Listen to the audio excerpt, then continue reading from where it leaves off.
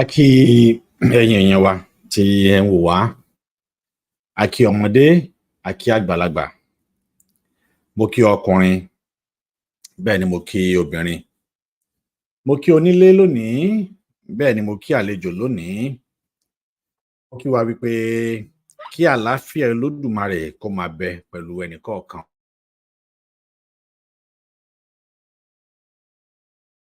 wa.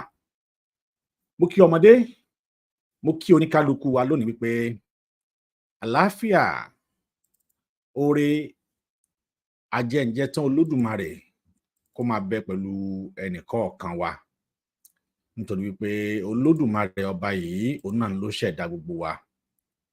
Àánú àti oore ọ̀fẹ́ Ọlọ́run yóò sì máa wà pẹ̀lú gbogbo wa lágbára Ọlọ́run. A fi ọpẹ́ fún Ọlọ́run, a fi ìyìn fún ọba dẹ́dàá, torí pé òun nìkan ni ọba tí ọ̀rọ̀ wa tó sí.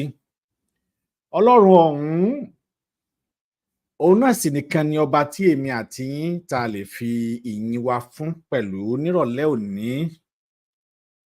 A tún ti bẹ̀rẹ̀, kí ọba Elédùmarè kó dákun kó dábọ̀ nínú àánú ẹ̀ kó wá fún wa ṣe, torí pé òun nìkan lọba tí máa ń fún ẹ̀dá ṣe, òun náà sì nìkan lọba tí máa ń gba àdúrà ẹ̀dá. Èèyàn wa tí ẹ ń wò wá nílé, ẹ bá wa ṣètò yìí, nítorí pé a fẹ́ yànnàná àwọn nǹkan kan tó ṣe pàtàkì lọ́jọ́ tòní. Ẹ rí àkọlé tòní ni mo pè ní pé This is the time. Àkókò ti tó. Àkókò ṣe kí ni o? Àkókò ti tó fún ìran ọmọ Yorùbá.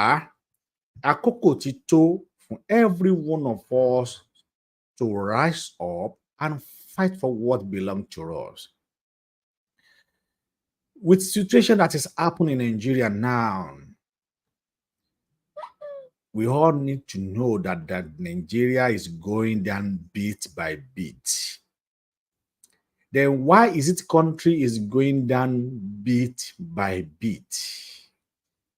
It is because the country called Nigerian is not exist anymore. Torí tó bá jẹ́ wípé country tó exist ni, àwọn tí wọ́n pera wọn ní leader ṣùlàkùlà find something better to save people from hardship economic that is facing the country now.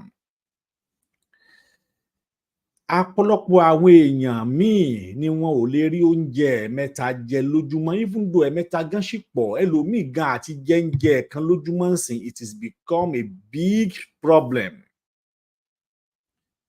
Oúnjẹ ẹ̀mẹ́ta ni o, oúnjẹ ẹ̀kan ni o, kódà kí wọ́n tó lè rí half gan jẹ báyìí, wàhálà àti ogun òun náà ló máa ń dà.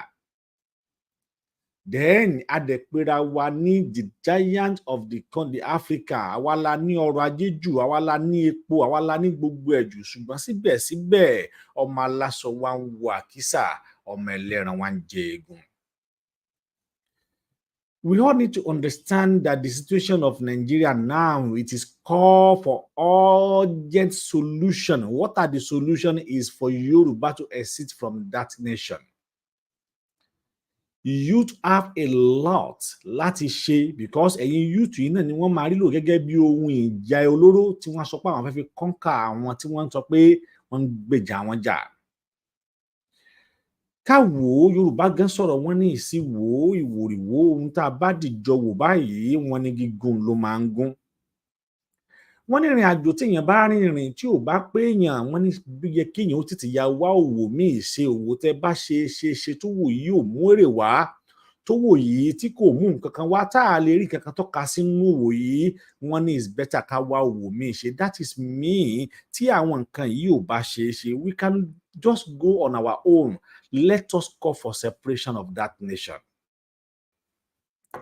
Ìyẹn ló máa lè fún èmi àti ẹni peace of mind nígbà tí a bá wà ní orílẹ̀-èdè tiwa, nígbà tí èmi àti ẹ tá bá ń bẹ nínú orílẹ̀-èdè wa gẹ́gẹ́ tó jẹ́ pé àwọn orílẹ̀-èdè tiwa tí kì í ṣe orílẹ̀-èdè tẹlòmíì tó jẹ́ orílẹ̀-èdè tiwa gangan fúnra lára wa, ọkàn wa balẹ̀, ẹ̀mí wa balẹ̀, then àwọn èèyàn wa lè lọ sóko, wọ́n lè ṣe ohun tó bá yẹ kí wọ́n ṣe lásìkò. A ò tí kò fánlẹ̀ Ifá tí ń ṣe olọ̀rọ̀ orílẹ̀ Nàìjíríà àti tó ń ṣẹlẹ̀ sí orílẹ̀ ilẹ̀ Yorùbá báyìí. Ìjọ́ wo ni wọ́n pa ọba méjì náà? Wọ́n tún ti pa ọba méjì láàárín ọjọ́ mẹ́rin, ọba mẹ́rin ti wàjà. Láàárín just only 4 days, 4 kings have gone down in Yorùbá land. Láàárín ọjọ́ mẹ́rin, ọba mẹ́rin wọ́n ti pa ipò dà ní ilẹ̀ Yorùbá. Then kí wá ló kù kí ni tá à ń bá kà?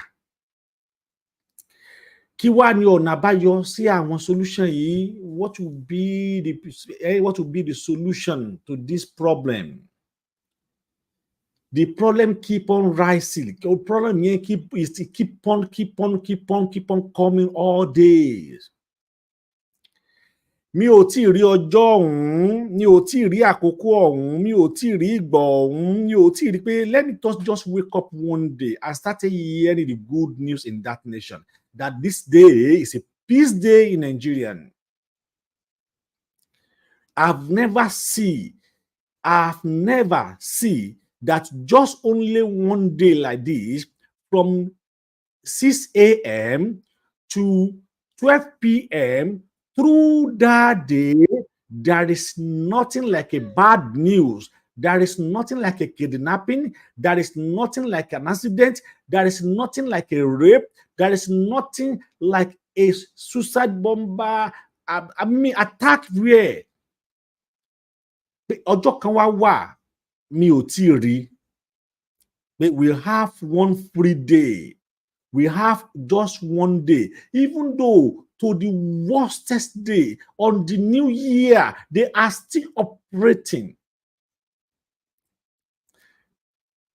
New year, they will operate. Eid al-Fitr, they will operate. Ileya, they will operate. Ìtúnu àwẹ̀, they will operate. During Ramadan, they will operate. Christian prayer, they will operate. Fasting, they will operate. 25, they will operate. December 1st, they will operate. Then why? What are we called nation that doesn't give peace to citizens? Do we truly have a nation? Àwọn èèyàn dẹ̀ jókòó bẹ́ẹ̀ ni Bọ̀dé George náà sọ pé àwọn tún plan for 2020 wọ́n tún plan fún 2030, 2033, 2027. Wọ́n tẹ̀ tún sí plan fún àwọn years ahead. And the things is going down day by day. And these people doesn't think that, no, ẹ̀mí àwọn èèyàn ló ń bọ̀ yìí. Is it because kò tí kàn wọ́n? Ṣé ká sọ pé kò tí kàn wọ́n ni? Ṣé ká nítorí pé kò tí kàn wọ́n, wọn àti rí, kò tí kàn ẹbí, kò tí kàn ara wọn. That is why they think that they can be used, the people as sacrifice. Because bí ẹni tí wọ́n ń lo ọ̀pọ̀lọpọ̀ àwọn ènìyàn fún sacrifice lélẹ́yìí, bí ẹni tí wọ́n máa fi ọ̀pọ̀lọpọ̀ ẹ̀mí àwọn ènìyàn ṣòfò, bí ẹni tí wọn ò rí nǹkan tó ń ṣẹlẹ̀ yẹn gẹ́gẹ́ bí n tó wà very very important tí wọ́n lè pe national tí wọ́n lè wò pé kíní yìí important ẹ̀ ni wípé ó dáa kí ìran Yorùbá ó má parun. They all believe pé at least tí Yorùbá bá parun gan, it is better. Wọ́n gbà pé kí Yorùbá parun, wọ́n gbà pé ó better. Because torí táwọn ń wá ni pé àníṣe àwọn fúnra lára àwọn o, àwọn fúnra lára àwọn o, àwọn fẹ́ sí kí ni o, àwọn ṣàfẹ́ débẹ̀.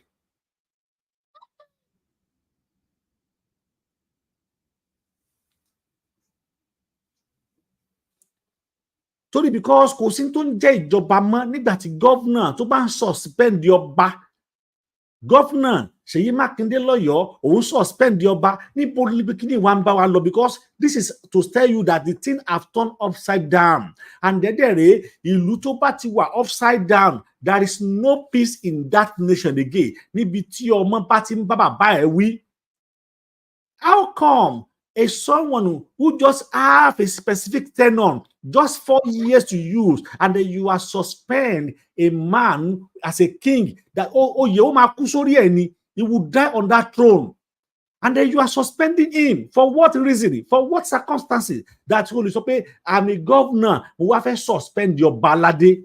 Kódà kó jẹ́ baálẹ̀, because you are not the one, but tó jẹ́ pé ìtúyẹ́ pé gọ́fúnà nísìnyí àwọn ló máa gbé staff of office fún àwọn ọba. Ẹ̀yin tẹ́ wá jẹ́ afọbajẹ ńkọ́, what are afọbajẹ ò láṣẹ mọ́? Then what are the reason of afọbajẹ? Kí ni reason tí wọ́n ṣe ní afọbajẹ? Kí ni reason táwọn afọbajẹ ṣe wà? Ẹ̀yin afọbajẹ lẹ́gbẹ̀ẹ́ adélé ọba lórí. Then what else again? What is the meaning of staff of office? That is how to tell you that this thing have gone down. They have turned us upside down, and there is no way in tó bá ti dorí kodò. Ohun tó bá dorí kodò, how do you want it to be straight unless we straight it by ourselves? Because now, even though in the southwest, including the Awabas, Ìjòyè, gbogbo pátá wọ́n ti turn upside down. Everything now turn upside down. Everything turn upside down. Sọ fún mi ní Nàìjíríà ọ̀hún báwo ni àwọn develop country, ẹ lọ wo bí wọ́n ṣe ń ṣe rules wọn, ẹ lọ wo àwọn ọba wọn, ẹ lọ wo àwọn tí wọ́n yàn as a leader, àwọn tá a lè sọ pé develop country lèyí, ẹ lọ wo rules and regulation on their traditional ruler, ẹ lọ wo rules and their regulation on their chief chances, ẹ lọ wo rules and regulation on their governor, ẹ lọ wo rules and regulation on their government, ẹ lọ wo rules and regulation on their community, ẹ lọ wo rules and regulation on their local government. You will see that this Nigeria ò sí nínú wọn rárá àtọ̀. We are just gonna keep on talking, say, Nigeria ó dáa, Nigeria ó dáa. I'm not saying pé kò ní dáa. Bọ́ ẹ̀yin àgbà, ẹni ojú tó bá máa bá ní kalẹ̀, ẹni kì í ṣàárọ̀ kó ṣepin. Ojú tí ó bá bá ní kalẹ̀ kì í ṣe àárọ̀ kí irú ojú ọ̀hún kó wá máa ṣepin. It shows clearly, without deceiving ourselves, be honest to every one of us. It shows that country have nothing to offer the youth except the youth stand on their faith. Then the youth now bá lè stand on their feet láti fight against this barbaric situation, against this cause, then kí youth náà máa gbára pé we are in this together. We are in this together. How do we solve it? This is the time. This is the time. Youth need to stand on their feet and ask for what belongs to them. It might come in a revolution. It might come in any means. Because tá a bá ṣe ká gba ilẹ̀ wa, tá a bá ṣe ká gba nǹkan wa lọ́wọ́ wa, kí ọ̀nà wo la fẹ́ gbà tí a fẹ́ fi gba orílẹ̀-èdè wa. Government is killing everywhere. Government is killing everywhere. Then we also have another threat, another security alert. Fulani Jihad issue threat We are going to Aso Rock. Nobody can stop us. How come? They are going to Aso Rock. Nobody can stop them. They will go and then nobody will stop them because those military who are in Aso Rock, they are part of them. Those police who are within the Aso Rock, they are part of them. Those military who are within Aso Rock, they are part of them. Exactly that is happening in Afghanistan will surely happen in Nigeria because that is the way it is going to. Because if you look at it very well, what do they call it? A killer, X-Men, terrorist men said, I have repent. And then when that kind of person repent, you didn't take him to psychiatric hospital to check whether it is truly repent. You didn't give a thorough investigation to monitor him whether it is truly repent. And then suddenly you include that person, or let me say, you recruit a criminal. You recruit a criminal into the Nigerian system of government. You recruit a criminal into the army sector. You recruit a criminal who said, I have repent. You recruit them into police. You recruit them into civil defense. You recruit them into navy. You recruit them into what else? Into EFCC. Even though some Miyati Allah, who are just an organization, establish what you call a security muhal in order to operate equivalent to Nigerian police. You have already recruited jihad. You have already recruited Fulani jihad in everywhere who are not citizens of that country. You are already recruit them into the system. They are not the citizen of Nigeria. The Tinubu is just trying. And I told on this platform that Tinubu could never, nothing, not repeat it, it can never succeed. Tinubu, it can never succeed because what they lay down on him, what the strategy they have laid down, the strategy that Buhari have laid down before he left that office, there is no way Tinubu cannot survive. He cannot survive it because there is a strategy already laid down. Till 8 years, if you wanted to use 8 years, they will use all this kidnapping, bombing, and that they will use it to run his 8 years. It will be focused on that until 8 years complete.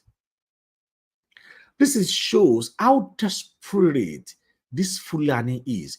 Just minority who have influential of power by British give minority power, and they are still supporting them. And then those who are majority now be useless and jobless. What Nigeria could have done, or let me say what we could have done as a Yoruba and Igbo, it is because Azikiwe betrayed. Adipe, Yoruba and Igbo collide together to form one party before the election of 1960. Adipe, we were able to form the one party, the Fulani will be no more today. Because that power will supersede to subdue them.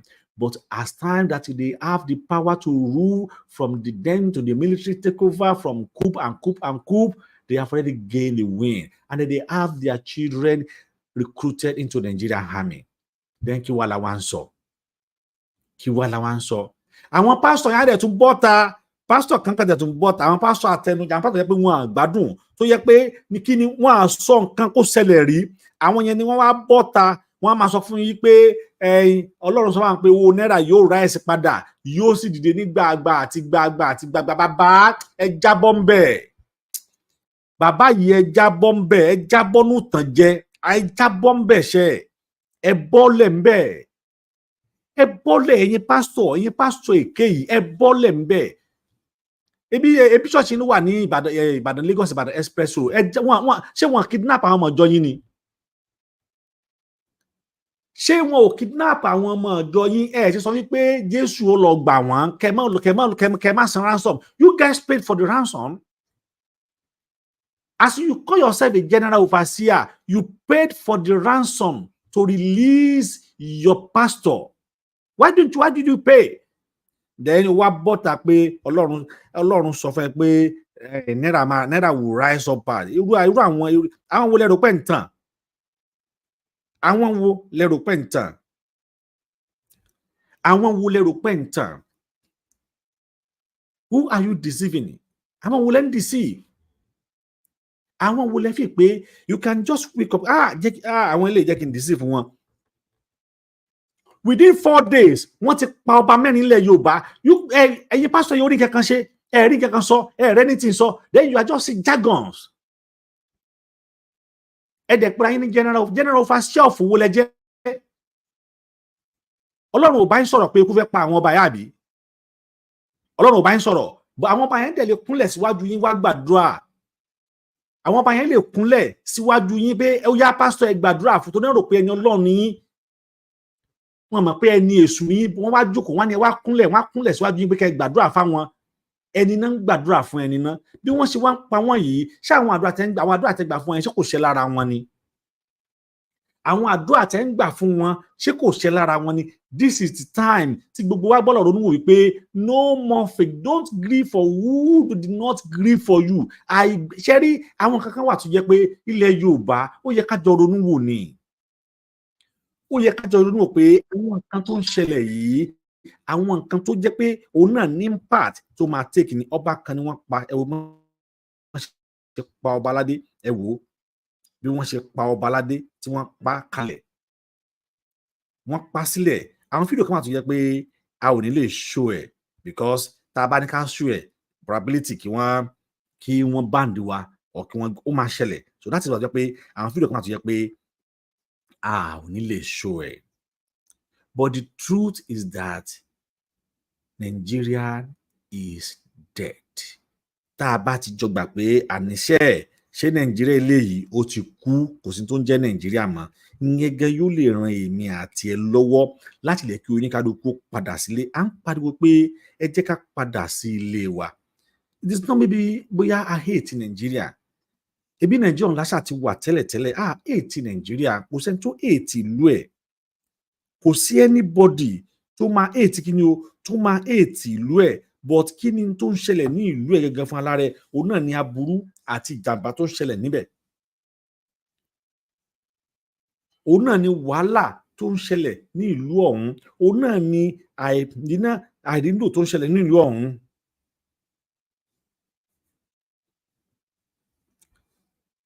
Nàìjíríà ń jòrò. Ara ti ni àwọn ará ìlú. Ara ni ọ̀pọ̀lọpọ̀ àwọn ènìyàn. Ara ni wọ́n kíkankíkan. Ara níní pọ̀ débi wípé kò sí anybody nínú wọn tó lè rí nǹkan kan ṣe. Ara ni ọ̀pọ̀lọpọ̀ àwọn ènìyàn. Ara kí ló ṣe o? Ara ni ọ̀pọ̀lọpọ̀ àwọn ènìyàn. February 2nd wọ́n tún pa ọba aládé. Why tó ṣe rí bẹ́ẹ̀? Wọ́n pa ọba, wọ́n gbé ìyàwó ẹ̀, wọ́n tún gbọ́mọ. Ẹ pa olórí, ẹ gbé ìyàwó, àbí ẹ pa ọba, ẹ gbé olórí, ẹ tún gbé ọmọ. Then àwọn kan wá bọ́ta, wọ́n máa sọ fún yín pé Nàìjíríà dà, we need to be patient, we need to be doing this, we need to be doing that. When do we need to be patient? Patient gan ò sí mọ́ láyé ìsá, àwọn èèyàn gan ò patient mọ́. Because ọ̀ràn tíjọba dà yìí, àwọn wo ni wọ́n kó àwọn wọ̀nyí wọlé? Ẹni tó kó Fúlàní wọlé ní 2015, ṣé wọ́n gbé àwọn èèyàn ẹ̀ rí? Buhari àti El-Rufai tí wọ́n kó jàngbọ̀n yìí wọlé, kí ni ṣé wọ́n gbé fámìlì tí wọ́n rí? Ọ̀rọ̀ nu Bíbélì yìí ń ló padà wá ń ṣe yìí pé bàbá ló jẹ èso àjàrà, àwọn ọmọ òun náà ni eyín kan. Bàbá ló ṣe kí ni o? Bàbá ló jẹ èso àjàrà, àwọn ọmọ òun náà ni eyín kan. Ọ̀tọ̀ lẹni tó jẹ àwọn lu àwọn nǹkan wọ̀nyí. Ẹ gbé àwọn èèyàn yìí, ẹ lọ gbé wọn nílùú wọn ibi tí wọ́n wà. Gbogbo wa la rí fídíò yẹn nígbà tí wọ́n wá ṣe meeting Nàìjíríà. Fúlàní all over the continent ni wọ́n wà, gbogbo wa pátá la rí fídíò yẹn. Kò sẹ́ni tó máa ní òun ò rí fídíò yẹn. Tán wá ṣe meeting l'Abuja. Wọ́n dẹ̀ ń ṣe meeting, wọ́n dẹ̀ tún sọ tí wọ́n fẹ́ ṣe síta. Now the plan wọn ti wá work nsìn, a ti wá rí wàhálà, a ti rí gbogbo ẹ̀, a ti rí bí ìdààmú yẹn ṣe wá wà nsìn, then kí ló kù tá a fẹ́ ṣe nsìn? What is the next? Kí ni tá a fẹ́ ṣe? Ọ̀nà wo òun náà ni èmi àti ẹ fi lè bọ́ nínú wàhálà yìí? Ọ̀nà wo la fẹ́ gbà tí wàhálà yìí ò fi ní dogun dọdẹ sí wa lọ́rùn? Ọ̀nà wo la fẹ́ gbà tí ìbànújẹ́ yìí ò fi ní wá peléke sí? Ọ̀nà wo gangan la fẹ́ gbà láti solve this problem? Ju wípé kí gbogbo wa pátápátá ká mọ̀ wípé lọ́wọ́ tá a wà yìí má dúró, má rọsẹ̀ rárá àtọ̀. Because tó bá believe pé lọ́wọ́lọ́wọ́ tá a wà yìí kò sí ní tó lè ṣẹlẹ̀. Mẹ́wàá ń ṣẹlẹ̀ o. Mẹ́wàá. Tí ẹ bá sọ pé mẹ́wàá ń ṣẹlẹ̀, ìwọ tó bá jẹ́ Mùsùlùmí mọ̀ pé mẹ́wàá ń ṣẹlẹ̀, ìwọ tó bá jẹ́ Kìrìsìtẹ́nì mọ̀ pé mẹ́wàá ń ṣẹlẹ̀. Kò sí mẹ́wàá ń ṣẹlẹ̀. Lọ́wọ́lọ́wọ́ tá a wà yìí ohun tó tún ju mẹ́wàá lọ gan ń ṣẹlẹ̀. Torí pé everybody pátápátá tá a dúró lórúkọ Jésù. Mi ò sọ pé àdúrà ò lè gbà lórúkọ Jésù. Mi ò sọ wípé kí ni o, àdúrà yìí tá ń gbà yìí kò lè gbà lórúkọ Jésù. Àdúrà ẹnìkọ̀ọ̀kan wá yóò gbà, ṣùgbọ́n àwọn nǹkan kan ń bẹ tó yẹ ká mójútó. Àwọn nǹkan kan ń bẹ tó yẹ kí gbogbo wa o ká ṣàkíyèsí. Torí pé Yorùbá lọ wọ́n bọ̀, wọ́n ní ìfura lògùn àgbà. Wọ́n ní torí pé pánsá ò fura, pánsá jánà, àjà ò fura, àjà jìn. Onílé tí ò bá fura, olè a máa kóru lébẹ̀. Onílé tí ò bá fura, tí ò wò pé kíní yìí ó yẹ kóun ó fura, tí ò wò pé kíní yìí ìfura báyìí òun náà ní oògùn àgbà. Yóò fi ilé ẹ̀, yóò fi ṣọ́ àwọn míì, yóò fi ilé ẹ̀, yóò fi ṣọ́ ẹlòmíì, yóò fohun tó ní, yóò fi ṣọ́ ẹlòmíì, yóò fi ọ̀nà tó ní, yóò fi ṣọ́ ẹlòmíì, yóò fi gbogbo ohun tó ní, yóò fi ṣọ́ ẹlòmíì. Ẹlòmíì ni ó fi ṣọ́, ẹlòmíì ni ó padà wá lo ohun tó bá jẹ́ ohun nǹkan ìní ẹ̀, ẹlòmíì ni ó lò ó. Nítorí náà ó gba kí èmi àti ẹ, ó gba ká mójútó ara wa. Àmójútó ńlá jọ nílò. Àmójútó láti mójútó ara, àmójútó láti mójútó ara wa gangan ohun tó ṣe pàtàkì ni. Torí ńgbà tí a ò bá mójútó ara wa, tá ò rí ara wa mójútó, tá ò rí ọ̀nà àbáyọ síṣòro wọ̀nyí, tá a wá ń pariwo ìjọba, tíjọba gan ò dẹ̀ ṣe tá àti ràn wá lọ́wọ́, tí àwọn ìjọba yìí tí wọ́n ń dákún ìṣòro, tí àwọn ìjọba yìí tí wọ́n ń dákún wàhálà àti ìdààmú fún wa, tí àwọn ìjọba yìí tí wọn ò rí ọ̀nà àbáyọ sí ohun tó ń bá wa, tí àwọn ìjọba yìí tí wọn ò lè ṣàánú èmi àti ẹ, tí àwọn ìjọba yìí tí wọn ò lè ràn wá lọ́wọ́, tí àwọn ìjọba yìí tí wọn ò lè gbèjà wa jà, tó jẹ́ wípé lábẹ́ àwọn ìjọba yìí náà nikú ti ń pa ọmọdé, lábẹ́ wọn ni wọ́n ti ń pa wá, dẹ́yìn kí wá la wá níjọba fún? Kí wá la wá ní ìjọba yẹn fún gangan? Kí ni tí wọ́n fẹ́ sọ pé àwọn ń ṣe ìjọba lé èmi àti ẹ lórí sí? Kí nìdí tá a sọ pé a níjọba? Dẹ́yìn kí wọ́n legalize àwọn èèyàn kí wọ́n lò bọ́n. Ṣé wọn ò lè legalize àwọn ènìyàn kí wọ́n lò bọ́n ni? Nígbà tí Tinubu tí ó ń sọ̀rọ̀ tó sọ fún ẹnìkan pé máa play fídíò kan hàn wá, kẹ́ mọ̀ pé àwọn wọ̀nyí lóòótọ́ ni wọ́n mọ̀ wípé wàhálà ń yan. Lóòótọ́ ni wọ́n gbà wípé wàhálà ń ṣẹlẹ̀, ṣùgbọ́n wọ́n ra wọn gẹ́gẹ́ bí ẹni tó yẹ pé wàhálà yẹn ò lè kan àwọn láíláí. Kò sí ọ̀nà tó fẹ́ fi kan àwọn. Because tí kì í bá ṣe bẹ́ẹ̀ ni, èèyàn kò ní bọ́ta pé please don't be the first vice president they will kidnap. It shows that they understand that they are kidnapping everywhere. Then nígbà tí president tó invite kidnapper bá wá ń sọ fún vice president pé don't be the first vice president they will kidnap. Is that encouraging?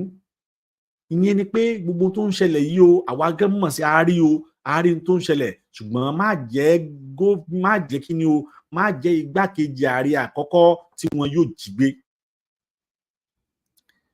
Ìyẹn ni pé má jẹ́ igbákejì ààrẹ àkọ́kọ́ tí wọn yóò jí gbé. Ó ń sọ fún yẹn wípé ewu ń bẹ lóko ló ń gẹ́. ló ń jẹ́gẹ́ fún ara rẹ̀ ewu ni.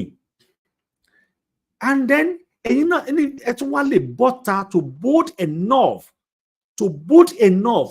to utter that statement pé this is what your president told you when you are planning to go on an assignment, which is me, you guys understand that there's a danger in the land and then you fail to fix it. You fail to fix the problem and then you left the problem for the incoming president who are part of the cabal, who are part of cabalism, who create that so-called terrorists. Ẹ dálẹ̀ tán, ẹ̀yin mọ ọlọ́pàá, ẹ mọ army, ẹ mọ sójà, ẹ mọ who is mara in the society láti lò to protect you and your family. What about the citizen who doesn't have anyone to protect them? What about the citizen who believe that you will protect them? What about the citizen who rely on you that you will protect them? What about the citizen who count on you that no, I have a governor, I have a president who will protect me and my family? What about that citizen? What about? Are they even protected? No, they are not. They are not. Instead to protect you.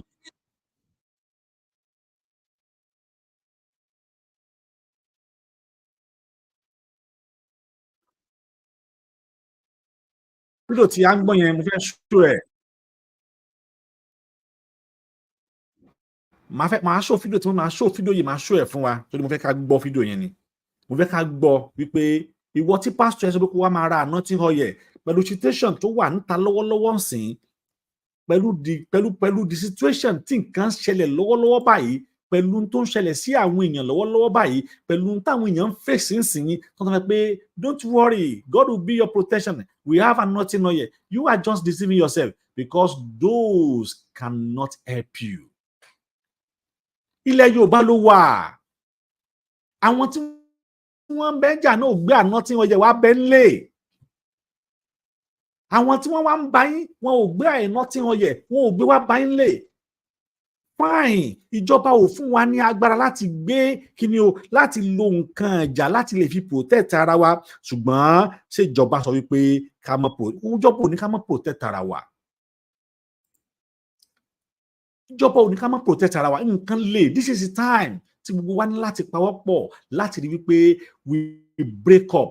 Ìta ìrísìn àwọn kan ò dẹ̀ tún ní dìde wípé àsìkò yìí ló yẹ kí èmi àti ẹ ó dìde wípé no more that country, we don't want it again, we want to say kíni o, we want to go. We want to say kíni o, we want to go.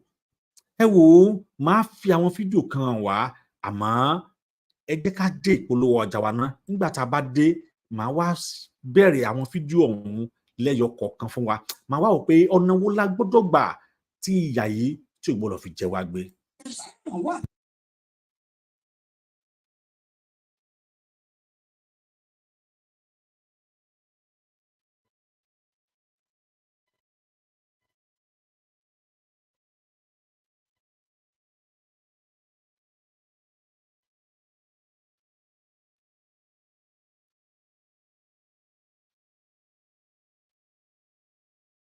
Rárá ẹni kò sì rújú tàbí Yorùbá YouTube website ṣe kalẹ̀ àwọn wá tẹ̀lé ìgbọ̀mọ̀ sí thematic framework ọ̀tọ̀ fọ́rọ̀ ètò ìdánimọ̀ tó gbòòrò database gbogbo àwọn ọ̀dọ́ Yorùbá ó ti láǹfààní sí ìwé ìdánimọ̀ àwọn ọ̀dọ́ léyìí tó jẹ́ Yorùbá Nation Youth Identity lọ́kọ́tà bá ti ń forúkọ sílẹ̀ lórí ìtàkùn Yorùbá Youth website bẹ́ẹ̀ láti ní àwọn àlàkalẹ̀ àǹfààní míì àti àwọn ètò amáyédẹrùn gbogbo empowerment iná ìmọ̀nàmọ́ná food bank àti bẹ́ẹ̀ bẹ́ẹ̀ lọ ló wà nínú àwọn àlàkalẹ̀ ètò wa gbogbo àwọn ènìyàn wa nílẹ̀ Yorùbá kí gbogbo àwọn ètò yìí lè wá sí ìmúṣẹ. a fẹ́ pè yín náà kẹ́yìn náà wá darapọ̀ mọ́ wa gẹ́gẹ́ bí ojúlówó ọ̀dọ́ ọmọ Yorùbá níbikíbi tẹ́ ẹ bá wà lágbàáyé. fún ẹ̀kúnrẹ́rẹ́ àlàyé síwájú sí ẹ kàn sí wa látòrí wẹ́bsáìtì wa www.yorubanetionyouth.org. bákan náà ni ẹ lè pè tàbí kẹ́ WhatsApp +1-803-846-1116 àti kẹ́ pé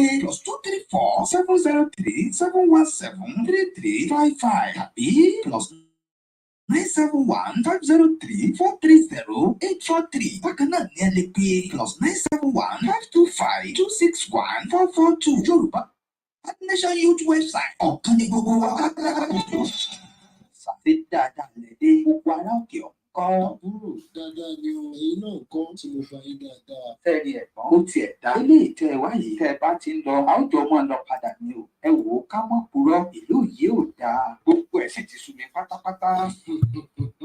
àbúrò kò rọrùn bó ṣe wí yẹn o àti wípé orí bẹ́ẹ̀ kọ́ ni ògo orí fífọ́ sísá lọ kọ́ ni ọ̀nà àbáyọ bí kì í ṣe wípé kí àwọn ọ̀dọ́ Yorùbá ká parapọ̀ sọ̀gbọ̀dọ̀ kan láti gbára wa kúrò lóko irú. ẹ̀bà orí bíbẹ́ kọ́ ló kó orí fífọ́ mu pa láfi ṣàgbékalẹ̀ Yorùbá Nation Youth website. gbogbo ọ̀dọ́ Yorùbá ká darapọ̀ ṣọ̀kan lágbàáyé báyìí. ìforúkọsílẹ̀ ti ń lọ lọ́wọ́lọ́wọ́ àti ti mú àwọn aṣojú jákèjádò àgbáyé ìtọ́lóyè tó pè ní coordinator Yorùbá Nation Youth website. láìpẹ́ lẹ́yìnà ó bẹ̀rẹ̀ ètò ìdánilẹ́kọ̀ọ́ nípa bá a ṣe ń ṣe àti bá a ṣe ń lo drone. táwọn ọkọ̀ ọjọ́ kẹjọ ìpáwọ́ gbogbo tá a ti là kalẹ̀. bí ètò iṣẹ́ àgbẹ̀ ìrànwọ́ fún àwọn ọmọ ilé ìwé tó kù díẹ̀ kù káàtó.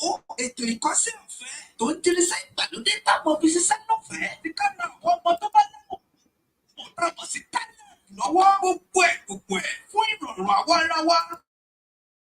láti data youth tàbí tẹ́ bá fẹ́ jẹ́ coordinator nílùú tẹ́ bá wà. bíi Europe, Asia, Canada, America, Australia. bó sì ṣe pé yìí nìkan tẹ́ bá fẹ́ fi ràn wá lọ́wọ́. bí ilẹ̀ tá a fi ń dákọ nílé ọ́fíìsì nílùú tẹ́ bá wà. owó àti bẹ́ẹ̀ bẹ́ẹ̀ lọ. ẹ kàn sí wa látòrí www.yorubanationyouthwebsite.org. bákan náà ní ẹlẹ́gbẹ̀ẹ́ tàbí kẹ́ WhatsApp homeland coordinator lórí +234-717-3355 tàbí kẹ́gbẹ́ prophet ayọ̀ délé ológunlolúwa tí wọ́n jẹ́ Yorùbá Nation Youth leader in all diaspora lórí +1-803-846-1116. pẹ̀lú Yorùbá Nation Youth website yìí ìrọ̀rùn ti dé. ẹ káàbọ̀ sá sí dáadáa lẹ́dẹ́ gbogbo ará òkè ọ̀hún kọ́. àbúrò dáadáa ni o ẹ̀yin náà kọ́ tí mo bá yín dáadáa. fẹ́ẹ̀rí ẹ̀gbọ́n ó tiẹ̀ dá ilé ìtẹ́ ẹ wáyé tẹ́ bá ti ń lọ àwùjọ mọ́ lọ ni o ẹ wò ó ká mọ́ purọ́ ìlú yìí ò dáa gbogbo ẹ̀ sì ti sú mi pátápátá. àbúrò kò rọrùn bó ṣe wí yẹn o àti wípé orí bẹ́ẹ̀ kọ́ ni ògo orí fífọ́ sísá lọ kọ́ ni ọ̀nà àbáyọ bí kì í ṣe wípé kí àwọn ọ̀dọ́ Yorùbá ká parapọ̀ sọ̀gbọ̀dọ̀ kan láti gbára wa kúrò lóko irú. ẹ̀bà orí bíbẹ́ kọ́ ló kó orí fífọ́ mu pa láfi ṣàgbékalẹ̀ Yorùbá Nation Youth website. gbogbo ọ̀dọ́ Yorùbá ká darapọ̀ ṣọ̀kan lágbàáyé báyìí. ìforúkọsílẹ̀ ti ń lọ lọ́wọ́lọ́wọ́ àti ti mú àwọn aṣojú jákèjádò àgbáyé ìtọ́lóyè tó ń pè ní coordinator Yorùbá Nation Youth website. láìpẹ́ lẹ́yìnà ó bẹ̀rẹ̀ ètò ìdánilẹ́kọ̀ọ́ nípa bá a ṣe ń ṣe àti bá a ṣe ń lo drone. táwọn ọkọ̀ ọjọ́ kẹjọ ìpáwọ́ gbogbo tá a ti là kalẹ̀. bí ètò iṣẹ́ àgbẹ̀ ìrànwọ́ fún àwọn ọmọ ilé ìwé tó kù díẹ̀ kù káàtó. ètò ìkọ́sí ọ̀fẹ́ tó ń jírísẹ́ ìgbàlódé táwọn fi ṣiṣẹ́ lọ́fẹ̀ẹ́. ti ká na àwọn ọmọ tó bá lẹ́kọ̀ọ́ táwọn sì tálẹ̀ lọ́wọ́ gbogbo ẹ̀ fún ìrọ̀rùn àwa ara wa. láti darapọ̀ mọ́ Yorùbá Nation Youth tàbí tẹ́ bá fẹ́ jẹ́ coordinator nílùú tẹ́ bá wà. bíi Europe, Asia, Canada, America, Australia. bó sì ṣe pé yìí nìkan tẹ́ bá fẹ́ fi ràn wá lọ́wọ́. bí ilẹ̀ tá a fi ń dákọ nílé ọ́fíìsì nílùú tẹ́ bá wà. owó àti bẹ́ẹ̀ bẹ́ẹ̀ lọ. ẹ kàn sí wa látòrí www.yorubanationyouthwebsite.org. bákan náà ní ẹlẹ́gbẹ̀ẹ́ tàbí kẹ́ WhatsApp homeland coordinator lórí +234-717-3355 ológunlolúwa in all 803-846-1116. pẹ̀lú Yorùbá Nation Youth website yìí ìrọ̀rùn ti dé. ẹ káàbọ̀ sá. ẹ ṣé èèyàn wa pẹ̀lú Yorùbá Nation Youth ìrọ̀rùn ti dé. àrọ̀ gbogbo ẹ̀yin èèyàn pé ó yẹ kí ẹ darapọ̀ mọ́ Yorùbá Nation Youth torí pé ọ̀nà kan ṣoṣo tí gbogbo wa tí ọ̀dọ́ fi lè wà ní ojú kan náà òun náà nìyí. ọ̀nà kan ṣoṣo tí a ọ̀dọ́ fi lè péjọpọ̀ sí ọ̀nà kan tí a fi lè ní ìsọ̀rọ̀ ní ẹ̀kan ṣoṣo, ọ̀nà tí ọ̀dọ́ fi lè ní tàmọ̀ sí one voice, ọ̀nà tí ọ̀dọ́ fi lè ní ọ̀nà kan ṣoṣo láti lè bára wa sọ̀rọ̀, òun náà ni Yorùbá Nation Youth eléyìí tí a ń sọ yìí. Yẹ ká padà sí ohun tí a ń sọ pé orílẹ̀ Nàìjíríà, this is the time tó yẹ kí èmi àti ẹ ká jọ ronú wò. Ó yẹ kí ọ̀dọ́, ó yẹ ká rò pé àkókò rèé tí gbogbo wa tí a lè sọ̀rọ̀ as one force. Àkókò ní tó yẹ ká lè jẹ́ ká mọ̀ pé ó yẹ ká kúrò nínú ìjọba, ó yẹ kí gbogbo wa ká lè ronú wò. Alright, tá a bá sọ pé à kúrò wípé we want Nigerian. Unless if we don't know much about Nigerian history, that is why you said Nigeria ó máa dà, Nigeria máa dà. I'm not disputing pé Nigeria máa dà. There's something that is very clear pé even though now to eternity, Nigeria ò lè dà, whether you like it or not, whether you believe me or not, I have my own opinion. You have your own opinion, but in order to let you understand that Nigeria will never become a great nation, you will look at it from the source. Because we need to look at that's what you call a root cause of the problem. What are the root cause? But if you will fail to understand the root cause of that problem, then we continue to have a reoccurrence of the problems. But every one of us, we fail to understand the reason why Nigeria was created in the first place. We don't read about our nation. We don't ask questions from the elders how the Nigeria was created, who created Nigerian, on what basis they created, what are the constitution they abolished, what are the constitution they are using now, are they following the rules and regulation of those who colonize us? Are they even follow the step of those who colonize us? Those are the question we need to ask ourselves. Those who become a power, those who hold one position and another, are they entitled to that position? Is it the sharing of power? Is it among the ethnic group that is come together to become one? We should know all this very clear. Then after that, we will understand that Nigerian is nothing that you and I can pray for. That country is gone and it's gone forever. Whether you like it or not, whether you believe me or not, whether you even understand what I'm saying, it doesn't matter. But this program will state that we warn you that Nigeria is not a country that you can pray for. We warn you that Nigeria is not a country that you can have your hope on. Things has gone beyond control. Pastor Kama sọ pé ẹ má lo eléyìí o, ẹ má lo eléyìí o, eléyìí ní kẹ́ lò, ẹ má fọṣẹ eléyìí wẹ̀ o, ẹ má fi eléyìí para o, ẹ má mú mi eléyìí o, ẹ má ṣe eléyìí o, ẹ má ṣe gbá, ẹ má ṣàwo. But àwọn wọ̀nyí wọ́n dẹ̀ ń gba treatment bí tó yẹ kí wọ́n ti gba treatment, wọ́n fi ara wọn ṣeré. They don't joke with their head. Wọ́n á dẹ̀ sọ pé tára tí ò bá yá, wọ́n á ní kó wá ra anointing tí wọ́n ṣe fún alára wọn, anointing tọ́lọ́run gan ò bless, anointing tọ́lọ́run gangan ò fi àmì ẹ̀ sí lára, anointing tí ò sí àṣẹ Ọlọ́run níbẹ̀, anointing tọ́lọ́run gangan fún alára ẹ̀ ò mí sí. Wọ́n á ní kó wá gbà á, wọ́n á ní ó yẹ wá gbà anointing, wọ́n á ní kẹ́ bẹ̀rẹ̀ sí ní ṣe kí ni o, wọ́n á ní ó yá. Then wá béèrè léèrè, wọ́n gan wá béèrè léèrè pé ṣé àwọn anointing tí wọ́n mú wá yìí ṣọ́lọ́run ọba gan gbà á, ṣé Ọlọ́run ọba gan mọ̀ sí? Because Ọlọ́run ọba gan mọ̀ sí àwọn nǹkan tí wọ́n mú wá fún ọ tán ní kó yá ẹ wá lo kíní yẹn gbà ẹ lò, àwa náà dẹ̀ gbà á dẹ̀ lò, ohun tó yẹ ká ṣe àní ṣe. Ó mú mi rántí bóyá màá kàn tẹ̀ ṣó fídíò, ó mú mi rántí pé dókítà kan tó bínú sọ̀rọ̀ àti ní US àti mo rò pé US nígbà tó wà nílùú tó níwèé can you imagine? It's a life story. The doctor came online that doctor was lamented pé how come níwèé, then you cannot be in that country without even having a paper. Wọ́n ní dé lóhùn hospital. Doctor yìí dẹ̀ try as much as possible láti rí pé òun dé lóhùn ó dẹ̀ prescribe oògùn fún ẹ pé kó lò oògùn yìí òkè lo oògùn yìí lo oògùn yìí lò báyìí ẹni tó fún ẹ lóògùn tó prescribe oògùn àṣẹdọ́ ó mọ̀ pé n tó lò yìí ó mọ̀ pé yóò ṣiṣẹ́ kò lára ó mọ̀ pé yóò kó iṣẹ́ lára ẹ ó wá ní kó padà wá in the next 2 weeks ó wá padà lọ bẹ̀ this thing na go and it's even worse. It's even worse than the previous. And the doctor now asks you, I'm giving a drugs. Do you use that drug? And then the only thing that you can say is that, no, sir, I don't use it. My pastor gave me anointing oil. What a stupidity.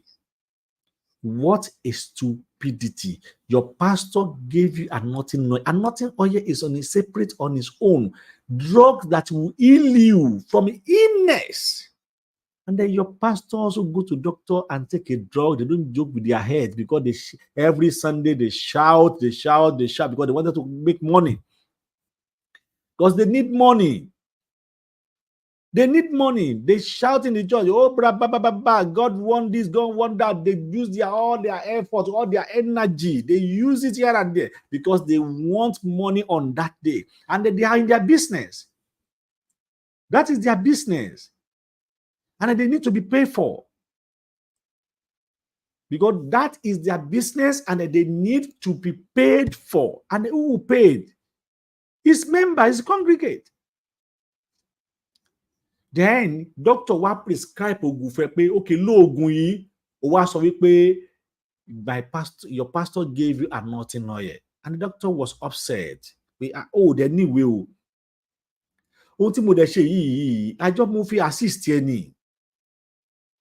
And then the man came on social media, he lodged a complaint, he said, and then bẹ́ẹ̀ ló dẹ̀ ṣe rí nílẹ̀ Yorùbá, wọ́n ti brainwash wa. We are all brainwashed with religion. We believe that those pastors, they have final says. Whatever they sell, it is final. Ṣé wọn kì í Balógun or kì í Balóyè? He gave Tinubu final warning. He said final warning. She also lament because this is also concerned the broadcast. Before they keep silent, before they don't want to they don't want to talk about the government. Before anything that's related to the government, they are trying to dodge it. They don't want to. But Seun Okinbalogun, even though feel the pain, the guy feel the pain that people are passing through a lot of depression. People are passing through a lot of challenges. People are passing through a lot of the problem. Then what he do is only to use his own avenue to reach out to the government that things are worse than the way before. Do you know how much is dollar now? $1 is about 1,250 naira or 1,005 or more than that now. 1,250 naira, $1. Now let us go back to the history. Let me check. Even though in the history about how much is $1 in 10 years before. 10 years before, how much is $1? We need to ask ourselves why Nigerian is going down. 10 years before, how much is $1 in Nigeria?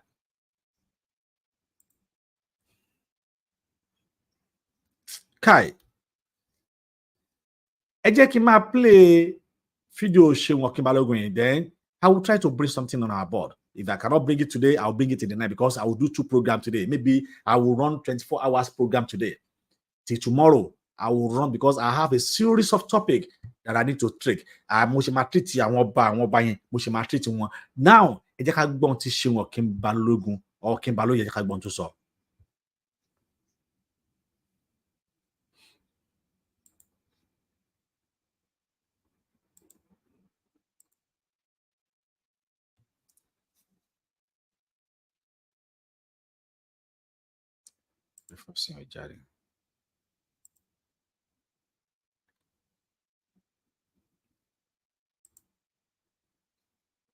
Position you hold, it is with a heavy heart and deep concern that I pass this message on the current state of our beloved nation, Nigeria.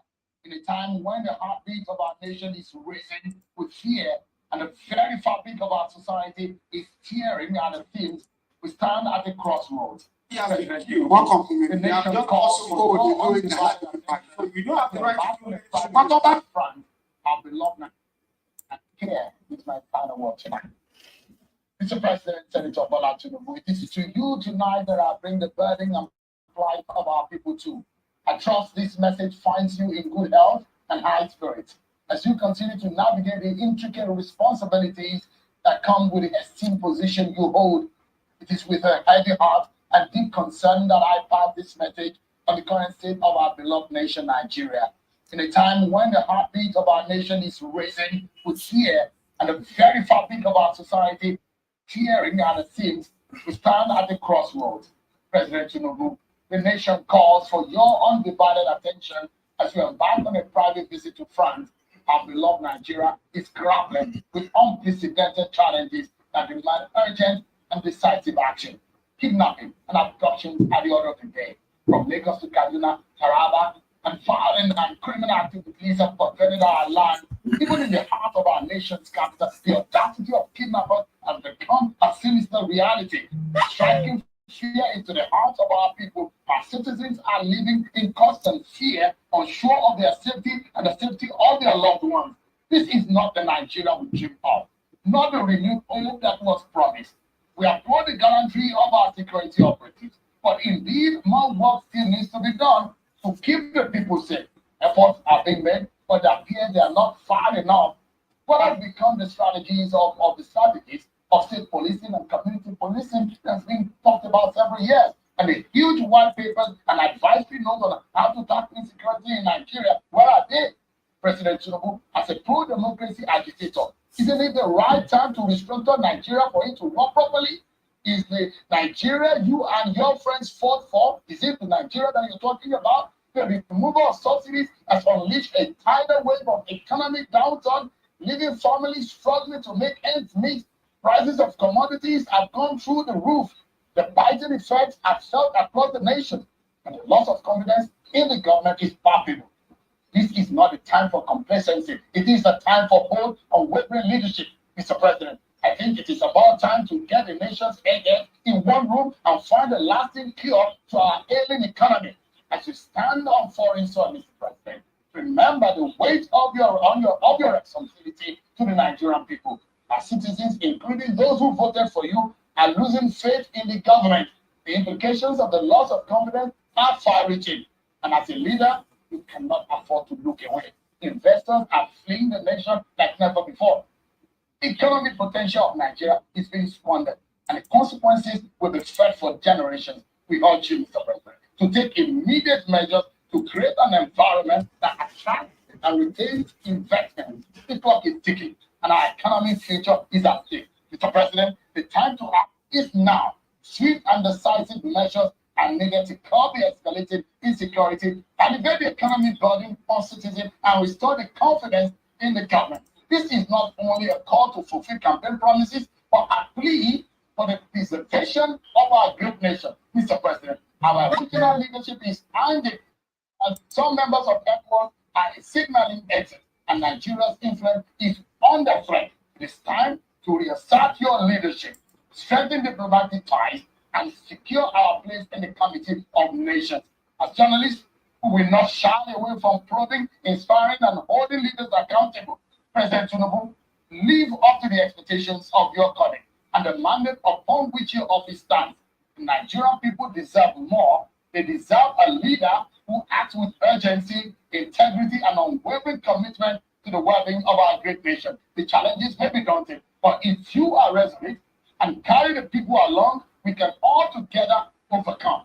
The giant of Africa must now rise and take his rightful place in the Committee of Nations and harness his potential for the Nigerian people to smile again. God bless this Federal Republic of Nigeria. And this is my final word tonight. Good night, everyone. That is final word from Shehu. Final word to show how these people are suffering from current situation in that country. To show that ìjọba ní pé tí ò bá ti kànyàn ńlèyàn ò kì í dá sí ohun tí ò bá kànyàn òun lè yàn ò kì í show sympathy sí ohun tí ò bá kànyàn, òun lè yàn ò kì í sọ pé mo fẹ́ dá sí nǹkan yìí, but as it is now ó ti kàn wọ́n, ó bá wọn. Now they have to talk because níbo lẹ ti fẹ́ dọ́là, even though ó yẹ pé àwọn Bureau de change gan wọ́n ti stop, why we have Bureau de change ní country wo ni wọ́n ti ní Bureau de change? Tẹ́ ẹ bá fẹ́ ṣẹ́ dọ́là, either you go to the bank or any bank or any international offshore lẹ ti lè ṣẹ́ dọ́là, but now Bureau de change ti gba gbolẹ̀, àwọn Haúsá ló ń sẹ́nsìn, àwọn Haúsá ni wọ́n ń ṣẹ́ dọ́là, àwọn gan orí nǹkan kan jẹ mọ́, àwọn gan orí nǹkan kan jẹ. Nàìjíríà ti wá dojú débi pé agbá everybody gan ò ká mọ́. Nàìjíríà ti dojú débi pé níṣe ni wàhálà ń bẹ̀rẹ̀ lọ́tún ló ń bẹ̀rẹ̀ lósì, níṣe ni rògbòdìyàn yẹn ò stop, níṣe ni ìjàmbá yẹn ò stop, níṣe ni wàhálà yẹn ò stop, níṣe ni wọn ò stop because eléyìí ti kọjá tí èèyàn lè fi ọwọ́ yẹpẹrẹ mú. Ó ṣe kí ni o? Ó ti kọjá ohun tí èèyàn tí wọ́n lè fi ọwọ́ yẹpẹrẹ mú, ó ti kọjá tí àwọn téèyàn lè fi ọwọ́ lásán téèyàn lè fi mú. It is going beyond the control. Àwọn wo ló wá fẹ́ control ẹ̀? Nobody is ready to control it again. Nobody ni wọ́n ṣe tán láti control ẹ̀. Kò sí anybody tó fẹ́ control ẹ̀. Then níbo gangan ló wá kú tá à ń lọ? Níbo la wá ń lọ? Níbo gangan la wá ń lọ? Ṣé lórílẹ̀-èdè tí ìpànìyàn tó ti gbogbo, orí ètò yẹ pé àmì ò tí ì rí, mo sọ kíní kan pé káwá wo pé òkè o, a wá jí ọjọ́ kan rèé tí èèyàn wá jí pé lọ́jọ́ yìí o, jíjí tí mo jí lóde Nàìjíríà o, mi ò gbúrò wàhálà, mi ò gbúrò jàǹbá, àní láti aago 6 àárọ̀ tí tó fi di aago 7 alẹ́, láti aago 6 àárọ̀ o tó wá fi di aago 7 alẹ́ o, kò sí bad news. Báwo lẹ ṣe fẹ́ ṣe é? Báwo lẹ ṣe fẹ́ ṣe é? Ọ̀nà wo lẹ fẹ́ gbé gbà? Ọ̀nà wo lẹ fẹ́ gbé gbà téèyàn àjípòkè lónìí tí mo jí yìí lónìí kò ní sí bad news? It's happened in so many countries. Tí wọ́n á jí tí ò ní sí bad news, tí ò ní sí trace of bad news, tí wọn ò ní sọ any bad news rárá, tí ò ní ṣẹlẹ̀. But ní Nàìjíríà ẹ̀yin kò sí kílẹ̀ mọ́ ti mọ́ ni, àfijọ́ tílẹ̀ ò bá mọ́ ló kù, àfi ọjọ́ tí ilẹ̀ ò bá mọ́ olókù. Nílẹ̀ ò ní gbọ́ wọ́n pànìyàn, nílẹ̀ ò ní gbọ́ wọ́n jiyàn gbé, nílẹ̀ ò ní gbọ́ wọ́n ṣe gbá wọ́n ṣàwo, àfijọ́ tílẹ̀ ò bá mọ́ ló kù. To the extent pé kódà àwọn níbi tó wọ́ọ̀sì dé àti Yorùbá àti Igbo àtàwọn Hausa gan tó yẹ pé wọn everybody use that kidnap as a source of living now. Youth are used that kidnapper as a source of living. Is it a good job? Kó lọ kidnap ẹnìkejì ẹ, kó wá ní kí àwọn fámílì ẹ kí wọ́n lọ máa ta ilẹ̀ wọn, káwọn fámílì ẹ kí wọ́n lọ máa ta ilé wọn, kí àwọn fámílì ẹ kí wọ́n bẹ̀rẹ̀ sí ní rọ́ ní ẹ̀tàǹskàtà, kí àwọn fámílì ẹ tí wọn ò ní kán bẹ̀rẹ̀ sí ní lọ máa wá tí wọn ò ní kán lọ máa wá yá. By all means kí wọ́n lọ wá yá, by all means wọ́n dẹ̀ gbọ́dọ̀ wá.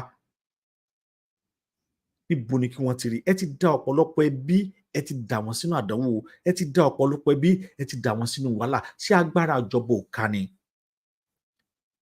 Sani Abacha ó sọ statement kan nígbà kan wípé ó ní crisis tó bá ti less than ṣe 5 hours or 6 hours, I couldn't remember, ó ní ajẹ́ pé ó ní ọwọ́ ìjọba nínú. Ó ní ajẹ́ pé kí ni o, ó ti ní ọwọ́ ìjọba nínú. A jẹ́ pé ìjọba gẹ́gẹ́ mọ̀ sí i. A jẹ́ pé ìjọba fúnra rẹ̀ wọ́n mọ̀ sí i. Ní tó bá ti mú tí crisis yìí tí ò lọ, a jẹ́ pé ìjọba mọ̀ sí i. Ẹ jẹ́ ká wá wò ó. Àwọn Fúlàní tí wọ́n wá ń pa, tí wọn ò tún wá dúró, tí wọn ò dúró ní territory wọn, tí wọ́n wá di pé wọ́n wá fòfẹ̀rẹ̀, wọ́n bọ́ sílẹ̀ Yorùbá, wọ́n bọ́ sílẹ̀ Ìgbò, tọ́dẹ̀ tún wá ní God, wọ́n tún wá mọ̀. How come tí èèyàn ṣe máa lọ pa ọba tí ènìyàn ó dàn tá dẹ̀ lọ free nínú ìlú? Ọ̀nà bo ni wọ́n gbà? Ọ̀nà bo ni wọ́n rìn? torí àwọn kan wà tó béèrè fún question and question pé màá tún máa béèrè question lọ́wọ́ ara mi pé how come ṣé èèyàn máa mọ ọ̀ṣọ́ ju ìyá ọ̀ṣọ́ lọ ni? Ibẹ̀ yẹn àgbàlagbà lè sọ pé a kì í mọ ìyá ọ̀ṣọ́ ju ìyá ọ̀ṣọ́ lọ. Ẹ̀yin àgbàlagbà lè sọ bẹ́ẹ̀, ṣùgbọ́n àwọn eléyìí wọ́n mọ ìyá ọ̀ṣọ́ ju ìyá ọ̀ṣọ́ lọ. Wọ́n ṣe kí ni o? Wọ́n mọ ìyá ọ̀ṣọ́ wọ́n mọ̀ pé ìyá ọ̀ṣọ́ gan ò ní ẹ̀mí ẹ̀. Wọ́n mọ ìyá ọ̀ṣọ́ ju ìyá ọ̀ṣọ́ lọ because tí wọn ò bá mọ ìyá ọ̀ṣọ́ ju ìyá ọ̀ṣọ́ lọ, báwo lèèyàn ṣe déédéé máa sọ pé kíní yìí àníṣe mo mọ àwọn tí àní mo mọ ọ̀nà tọ̀ ju onílé lọ. It's obvious pé kíní iṣẹ́ àní mo mọ̀ tọ̀ ju ẹ̀yin tí ẹni lé lọ, mo mọ ọ̀nà yìí ju ẹ̀yin ní. Ìyẹn ni pé wọ́n mọ nǹkan yìí, wọ́n mọ̀ jù wá lọ. Because tí wọn bá mọ̀ jù wá lọ ni, báwo lẹ ṣe máa mọ ìyá ọ̀ṣọ́ ju ọ̀ṣọ́ lọ? Ẹ wá sí ilé yẹn, ẹ kidnap wọn, ẹ dẹ̀ tún gbé wọn lọ bẹ́ẹ̀. Báwo ni wọ́n ṣe máa gbé yàn? Wọ́n á dẹ̀ gbé ẹni yẹn kúrò nínú ìlú ẹ̀, wọ́n á dẹ̀ máa gbé lọ nínú igbó. Ẹ dẹ̀ ní mọ ibi tí wọ́n wà. Nǹkan kan ṣẹlẹ̀ tí ò tí ì yé wa. Ọ̀rọ̀ yóò kì í ṣe ọ̀rọ̀ ojú lásán mọ́, nǹkan kan ṣẹlẹ̀ tí ò tí ì yé wa, nǹkan kan ṣẹlẹ̀ tá a mójútó, nǹkan kan ṣẹlẹ̀ tá a kọbi ara sí, nǹkan kan ṣẹlẹ̀ tí gbogbo wa tá a ignore. We just ignore that part and the government did not do anything. Government ò ṣe nǹkan kan. Ẹ̀yin ará ìlú, let government allow the citizen to carry gun láti lè solve this problem at once. Tí agbára government tó bá ká nǹkan, àwọn ìlú ṣe tán láti help. Àwọn kọ́ ló ṣàwà lórí ìjọba ń sìn. Nígbà tí wọ́n wà lórí ìjọba, wọ́n ṣe tó wù wọ́n, a mọ̀ pé tọ́ wọn wà ẹ̀gbọ́n wọn ló wà ń bẹ, ọmọ ìyá wọn ló wà ń bẹ, a máa protect interest wọn ni. But now, ṣe bọ́ ọmọ Yorùbá ló tún wà ń bẹ. Is Tinubu still protect the interest of this Fulani who are killing both young and old every now and then? Kí ló dé? What is the matter? Kí ni tó ṣẹlẹ̀ gan-an? Ṣé èèyàn ò kí la wáyé ní Nàìjíríà ni? Kí ni tó ṣẹlẹ̀ gan-an? Kí ni tó ṣẹlẹ̀? Ẹ̀yin ọ̀dọ́ ẹ dìde. This is going beyond control. Ẹ dìde. Ẹ dìde. Nǹkan yìí ń pọ̀ jù, ojoojúmọ́ ló ń ṣẹlẹ̀. Ẹ wò láàrin ọ̀sẹ̀ kan sí ọba mẹ́rin ti wàjà. Kí ló dé? A ò tí kúrò ní Togo State. Ọba méjì tí wọ́n pa, a ò tí kúrò. And then they moved to Kwara State. And then they are going to that village by village. By the time they finish the village, they will not come to the city. Now, they are going to the village. Now, àmọ̀ràn mi rèé fún gbogbo the other village. Ẹ bẹ̀rẹ̀ vigilante o. Gbogbo the other village. Tẹ́ ẹ bá lè ṣe vigilante dẹni ẹ rúlẹ̀ agbára ń bẹ̀lẹ̀ ẹ wọ́n lẹ̀. Ẹ̀yin Yorùbá ní nǹkan lọ́wọ́. Ẹ̀yin àgbààgbà tẹ́ ẹ kó nǹkan yìí jáde. Ẹ kó nǹkan yìí jáde, àsìkò ti tó yẹ káwọn èèyàn ó lò. Ẹ wọ́n ilẹ̀. Ẹ wọ́n ẹnubodè ìlú, ẹ wọ́n lù. Ẹ̀yin tẹ́ ẹ wà ní gbèríko, ẹ̀yin baálẹ̀ gbèríko, ẹ lọ wọ́n lù yín, ẹ wọ́n ìlú yín. Ẹ wọ́n ìlú yín, ẹ pé àwọn alálẹ̀ ìlú yín, jẹ́ kí wọ́n dìde, ẹ bò tó bá yẹ kẹ́ ẹ bọ́ tó bá ẹ bọ́. Kájòjì tó fẹ́ ṣe níbikíbi ó bà. Now the Christianity have taken everything away from us, and then now we are suffer for it now. Ìwọ tó nẹ́kúnlé, tó nẹ́kú egúnlé, tó ti lọ dànù, tó lọ dáná sun, wò ó bì, ó dójú ẹ̀ báyìí. Ìwọ táwọn bàbá ẹ fi nǹkan agbára lẹ̀ fún ọ, tó mú tó lọ dà sódò, tó ní Jésù ó gbà ọ́, wò ó dójú ẹ̀ báyìí, ó bì, ojú tì ọ́. Because àwọn nǹkan wọ̀nyí náà ni ó padà ṣe wá láǹfààní. Ní kẹ́ ẹ má kírun, ní kẹ́ ẹ má lọ church, but you have to have this is what you call a Yoruba scientist. Kò sí bẹ́ẹ̀ ṣe fẹ́ ṣe àwọn ìlú yòókù náà ni wọ́n dánù. Ẹ gba Jésù gbọ́ o, àwọn tó wá fún wa ìmọ̀ Bíbélì, wọ́n sọ ìtàkànjọ kan pé àwọn misálárì yẹn gbà tí wọ́n dé òwú ẹrú ni wọ́n wá bá wa. Àwọn misálárì wọ́n sọ̀tàn yẹn lọ nígbà tí wọ́n dé ńgbà yẹn, wọ́n dó sí Bàdágìrì, wọ́n dó sí gbá, wọ́n dó sáwo, kí wọ́n tó dé, wọ́n ti pa òwò ẹrú lọ́dọ̀ wọn, òwò ẹrú ti tán, àmọ́ nígbà tí wọ́n dé wọ́n fẹ́ wá pa òwò ẹrú, wọ́n fẹ́ wá pa òwò ẹrú rẹ̀ ni wọ́n tún pa ẹ̀sìn wa mọ́rẹ́, ni wọ́n tún pa ìṣẹ̀ṣe wa mọ́rẹ́ pẹ̀lú ẹ̀. Ìṣe tí wọ́n wá ní kò dá yìí, pásítọ̀ ìmọ̀ bíbélì yìí, sọ fún wa, sọ́nù tán yín wípé nígbà tí wọ́n ń lọ wọ́n tún padà wá jáde pé àwọn ère tí wọ́n ní kò dá wọ́n kó gbogbo ẹ̀ lọ, ṣe sọ́nù tán yín, sọ mọ́ tán yín. Ẹ̀dẹ̀mọ̀ choose Bible, ẹ̀dẹ̀mọ̀ tọ̀hún lórí àwọn ènìyàn, àwọn kan tí ò lè ronú fún alára wọn, ẹ̀dẹ̀mọ̀ bá wọn ronú. Dẹ̀ nígbà táwọn yẹn wá tó yẹ pé wọ́n ti pa òwe lọ́dọ̀ wọn, nígbà kí wá ló wá dé tígbà tí wọ́n ń lọ ṣe bí tí wọ́n ní wọ́n wá ń jẹ́ Kristẹni, àwọn ère tí wọ́n bá àwọn òdàtàn bóyá kí wọ́n dún wọn náà ni, bó wọ́n kó wọn lọ ní ibi kan pé this is very nice. Wọ́n kó àwọn ère wọ̀nyí, àwọn kó àwọn status wọ̀nyí, wọ́n kó lọ sílùú wọn ni, wọ́n lọ fi develop lu wọn ni. Do you know how much millions of dollars they made? Pẹ̀lú nǹkan tí wọ́n kó lọ. Ẹnìkan kan àwọn aṣọ fún wa pé wọ́n ti pòwé rúrú ní tẹ́lẹ̀tẹ́lẹ̀, wọ́n ti ṣe gbá. Why are we deceiving ourselves? Why are we deceiving ourselves? Is it must that we must deceiving ourselves? Is it must that we must betray ourselves? Is it must that we must continue deceiving ourselves until we just die one by one? This has to stop. And the youth need to arise and fight. Àwọn ọ̀rọ̀ yìí rànjú, ó sì ń dá wàhálà lẹ̀ sílẹ̀ fún wa. À ń wòran, ìbànújẹ́ sì ń wọlé dé bá wa. À ń wòran, wọ́n sì ń pa àwọn ọba. Now they move to the village and killing. Then wá síjú sí village and they will not come back to the city. They have the strategy of doing their things. They have well strategies. Now, one shaken Ogun. Now look at it from Ogun all the way to Kwara State. The next might not be Kwara State. It might not be Osun State. It might not be Oyo State anymore. It might be Ondo. It might be Ekiti.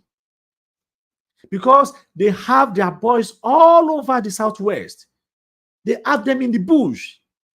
They have their criminal boss boys in the bush. Only just one call. Oh yeah, please strike. That's all. Only motion all the villages in Yoruba land, all the village, ẹ pé àwọn ènìyàn mọ́ra. Tẹ́ ẹ bá ní ọ̀dọ́ nínú àwọn village yẹn tí wọ́n lè assist yín láti wọ́n lù ú, wọ́n lẹ̀. Ẹ ṣe gbogbo tó bá yẹ kẹ́ ẹ ṣe pátápátá láti lè protect ara yín. You protect yourself. Jésù ò ní wá protect yín o.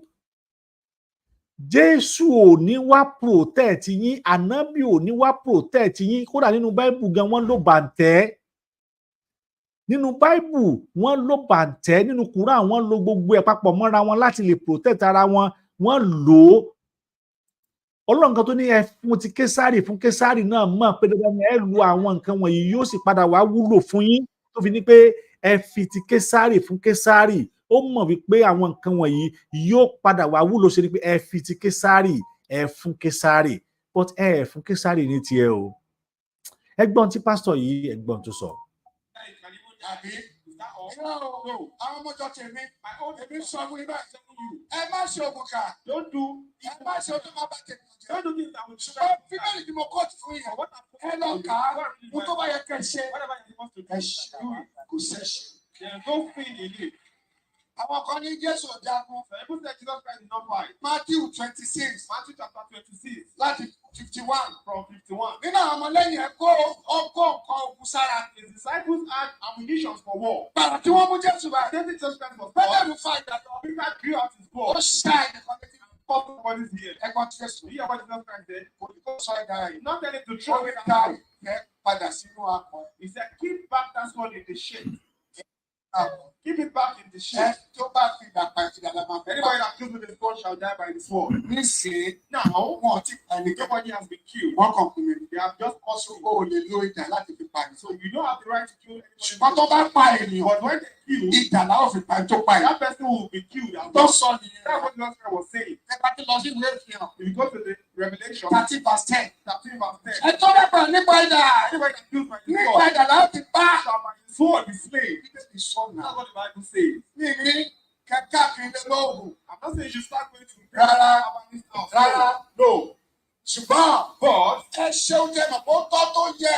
do things that you know that are Láti right. fi protect ara yín, àwọn ọmọ yín, ọkọ yín, ìyàwó yín, ìlú yín, agbègbè yín. You need to protect yourself, your family, your surroundings, your environment. O lè gbé ìbọn. If you cannot bear arms, Bíbélì sọ pé ká padà sí ilé. but the Bible says we should go back Pé home. ká fi ẹ̀kọ́ Kristi tì ná. Set aside the teachings of Ká God. padà sí ilé. Let us go back Ṣé home. nínú Bíbélì ló wà? You know in the Bible, Hebrews 6:1. Hebrews chapter 6 verse 1. Ṣùgbọ́n But ó ní ẹ padà sílé. he said, go back home. Kẹ̀kẹ́ pípé. Do the perfection. Kí ni pípé? What is the perfection? Kí ni pípé? What's the perfection? Ó ní ṣùgbọ́n He said, but ẹ má lò ní pàtí èṣù. don't use it in the Ẹ ways of ṣe the devil. pẹ̀lú pàtí Ọlọ́run. Do it in the ways of God. Má ṣe òkú tó máa bá ti ọ̀jẹ́. Má ṣe tó máa pàtó. Don't do things that will destroy people's life. That will Ṣùgbọ́n kill àkókò ẹ̀ nìyí o. But this is the time. Àkókò rẹ̀ nìyí. This is the time. Àkókò tá a máa tọ́jú ara wa This is nìyí. time to take care of ourselves. Jésù ni mo wá nípa tara. Just person, Mo wá nípa tẹ̀mí. spiritually. Nípa tẹ̀mí là ń bá lọ tẹ́tẹ́lẹ̀. We are going But to báyìí sì for now. nípa tara. We have to go in the physical. Ó ti Jésù sọ. That's what Jesus Christ said. Mi ò ní olóṣèlú gbàgbà. I'm not saying you should be audacious. Rárá o. No. Ṣùgbọ́n But try tí ò bá bọ́ sí gbà náà. if it does not work after you've tried your best, Ó kù sọ́wọ́ lọ. then it is left to God. Iṣẹ́ àwọn àpọ́sù Acts of the Apostles, 19 chapter 19, verse 12. verse 12. Pọ́ọ̀lù Paul, ó lọ bàjẹ́. he used that Kí apron. ni bàjẹ́ yẹn? What's that apron Ó for? fi ìlẹ̀ àwọn He ènìyàn. was using it to heal people. Ó yàtọ̀ sí pé lórúkọ Jésù. It is different from the Lágbára ẹ̀jẹ̀ Jésù. The last name of Jesus. Ẹ̀mí nìyẹn. That is Ṣùgbọ́n spiritual. tí nǹkan mi bá ti wà, But when there are some sábà ti other lo things, nǹkan mi, I will use some other things. tara nìyẹn. That is physical. Ṣùgbọ́n But Ọlọ́run wá sọ̀pọ̀tì. God supported Ìwọ tó bá ṣe oògùn if you are doing láti fi protect ìlú ẹ, protect your own, láti fi protect ilẹ̀ ẹ, to protect your láti life, fi protect gbogbo nǹkan tó ní, to protect everything you á have, ṣiṣẹ́ fún ọ. it will work for you. Tó But kò ní fi jà ìwọ tọmọtaya ẹ the àkọ́kọ́ one rẹ. will not come upon you and your Tí ò ní fi jà ìjọ rẹ, and it will not come upon á your ṣiṣẹ́ fún ẹ. it will work. Ẹ má tẹ̀lé wọn o. Don't follow them. Tó máa sọ wípé ẹ má ṣe I nǹkan will kan. say don't do anything. Wọ́n lè kó ọlọ́pàá mẹ́fà méje lọ. And they have 6-7 policemen that are watching over them. Wọ́n kó ogun jọ. They have security personnel. Ẹ̀yin tẹ́ ẹ̀ lówó ọlọ́pàá kí ló yá ní Either you don't have money to hire Wọ́n wá police, ṣí ojú yín sínú church. they will not put your eyes in the Kẹ máa church wá sí church. so that you can be coming to church. Kẹ máa wá sí church. So that you can be coming to church. Kẹ máa fẹ́ kú kẹ kú. So that you want to die, you can even die. Àbí? Is that all? Irọ́ o. No. Àwọn ọmọjọ tèmi. My own Èmi sọ fún yín I'm báyìí. telling you. Ẹ má ṣe òkùnkà. Don't do Ẹ má ṣe ọjọ́ máa bá tèmi ọ̀jẹ̀. don't do things that will destroy Ṣùgbọ́n people's life. bíbélì tí mo kóòtù fún But yẹn. what I'm Ẹ lọ kà á. Mo tó bá yẹ kẹ́ ẹ ṣe. whatever you're supposed to Ẹ ṣe. do it. Kò ṣẹ̀ṣẹ̀. There is no sin in it. Àwọn kan ní Jésù jagun. So people said Jesus Christ did not fight. Matthew 26 Matthew chapter 26 láti 51. from 51. Nínú àwọn ọmọlẹ́yìn ẹ̀ kó ọkọ̀ nǹkan ogun sára. His disciples had ammunition for war. Gbàrà tí wọ́n mú Jésù báyìí. Against Jesus Christ was fought. Pétérù fa ìgbà lọ. Peter drew out his Ó sword ṣá nìkan létí and cut somebody's ear. ẹ̀gbọ́n ti Jésù. Do you hear what Jesus Christ said? Kò ní kó sọ ìdá ẹ̀. Not tell him to Ó throw ní it ká out. ìyẹn padà sínú akọ. He said, keep back that sword in the shade. Ìyẹn padà sínú akọ. Keep it back in the Ẹ shade. tó bá fi ìdàpá ẹ̀. Anybody that kills with the sword shall die by the sword. Ní Now, wọn ò tí ì ẹnìkan. nobody has been killed. Wọ́n kàn fún mi. They have just caused me. O ò lè lo ìdà láti fi pa ẹ̀. So you don't have the right to kill Ṣùgbọ́n anybody. tó bá pa ènìyàn, But when they kill, ìdà la ó fi pa ẹ̀ tó pa ẹ̀. that person will be killed. And Tó sọ nìyẹn. that's what Jesus Christ was saying. Ẹ bá tó lọ sí ìwé ìfihàn. If you go to the Revelation, 30:10. chapter 10, verse 10, Ẹ tó bá pa nípa ìdà. anybody that kills by the Nípa sword ìdà la ó ti pa. shall by the sword be slain. Bíbélì sọ náà. That's what the Bible says. Níbi kẹ̀kẹ́ kiri lóògùn. I'm not saying you should start going to Rárá. about this house. Rárá. No. Ṣùgbọ́n But ẹ ṣe oúnjẹ náà ó tọ́ tó yẹ do things that you know that are láti right. fi protect ara yín, àwọn ọmọ yín, ọkọ yín, ìyàwó yín, ìlú yín, agbègbè yín. Like you need to protect yourself, your family, your surroundings, your environment. O ò lè gbé ìbọn. If you cannot bear arms, Bíbélì sọ pé ká padà sí ilé. but the Bible says we should go back Pé home. ká fi ẹ̀kọ́ Kristi tì ná. Set aside the teachings of Ká God. padà sí ilé. Let us go back Ṣé home. nínú Bíbélì ló wà? You know in the Bible, Hebrews 6:1. Hebrews chapter 6, verse 1. Ṣùgbọ́n But ó ní ẹ padà sílé. he said, go back home. Kẹ̀kẹ́ pípé. Do the perfection. Kí ni pípé? What is the perfection? Kí ni pípé? What's the perfection? Ó ní ṣùgbọ́n He said, but ẹ má lò ní pàtí èṣù. don't use it in the Ẹ ways of ṣe the devil. pẹ̀lú pàtí Ọlọ́run. Do it in the ways of God. Má ṣe òkú tó máa bá ti ọ̀jẹ́. Má ṣe tó máa pàdé. Don't do things that will destroy people's life. That will Ṣùgbọ́n kill àkókò ẹ̀ nìyí o. But this is the time. Àkókò rẹ̀ nìyí. This is the time. Àkókò tá a máa tọ́jú ara wa This is nìyí. time to take care of Jésù ourselves. ni mo wá nípa tara. Just person, Mo wá nípa tẹ̀mí. spiritually. nípa tẹ̀mí là ń bá lọ tẹ́tẹ́lẹ̀. But báyìí sì for now nípa tàdà we have to go in the physical. Mo ti Jésù sọ ni. That's what Jesus Christ said. Mi ò ní olóṣèlú gbàgbà. I'm not saying you should be audacious. Rárá o. No. Ṣùgbọ́n but try. Tí o bá bọ́ sí gbà. If you don't work after you've tried your best, ó kù sọ́wọ́ lọ. Then it is left to God. Iṣẹ́ àwọn àpọ́sù. Sherry. 19. Chapter 19. Verse 12. Paul, he used the name. What's that from? He's using it to heal people. It's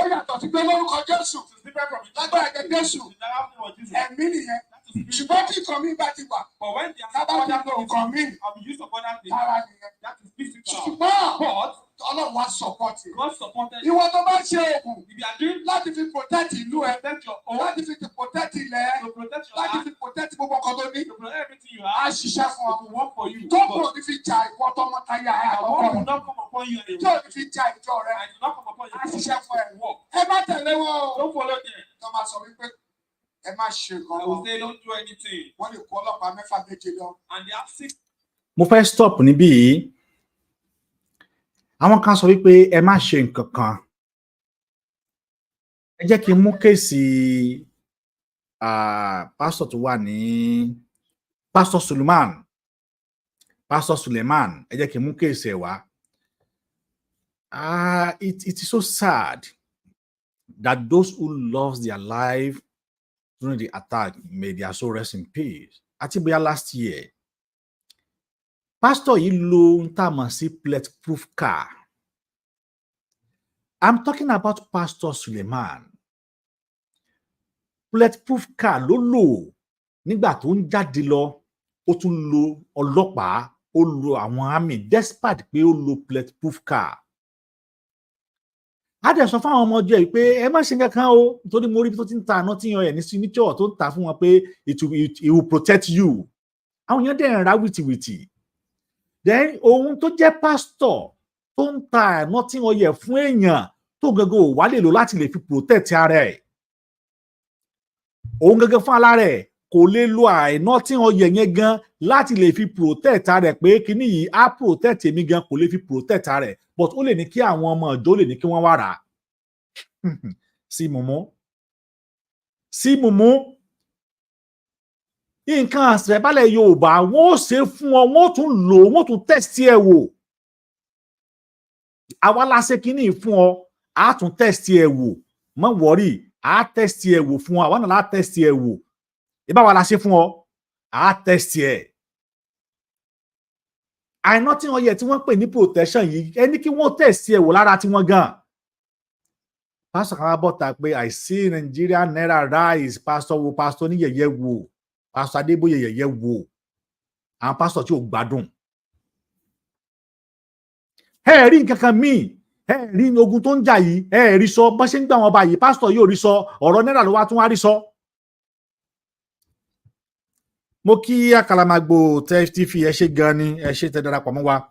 Ọ̀rọ̀ náírà bí náírà ṣe máa lọ sọ, wọ́n dẹ̀ tún àwọn ṣọ́ọ̀ṣì wọ́n dẹ̀ tún kún níjọ́ Sunday, ẹ wà lọ lórúkọ Jésù, Ọlọ́run o ààbò, Ọlọ́run máa dáàbò bò wá. Ìgbọ́n tí pastor sọ, ó ní àníkẹ́, ó ní ìtara nìyẹn. I will still continue play this, but jẹ́ kí n tún play ẹlẹ́kan sí. Kò ní pastor yóò sọ pé ẹ mọ́, ó ní àníṣẹ́ àníkẹ́ ẹ mọ́ lò ó ń bẹ nínú Bible náà ṣe pé àwọn lo ìbàtẹ́, wọ́n lo kí ni o, wọ́n lo ìbàntẹ́, wọ́n lo ohun tí wọ́n lè fi gbára wọn kalẹ̀, wọ́n lò nínú Bible, wọ́n lò ó, kì í ṣe bí àwọn náà, àwọn gan lò ó nínú, kí wá ló wá dé tí wọ́n sọ pé kẹ́yìn mọ́ lò ó, kẹ́yìn lọ kó dànù. Wọ́n ní kẹ́yìn ó lọ kó dànù, wọ́n sì lò ó.